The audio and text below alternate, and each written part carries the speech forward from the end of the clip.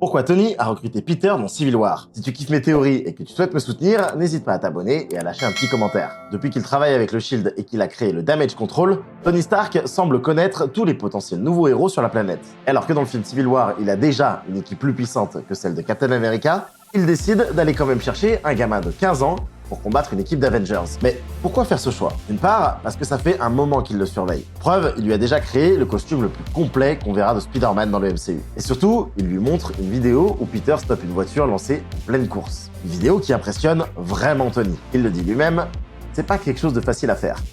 It's not easy.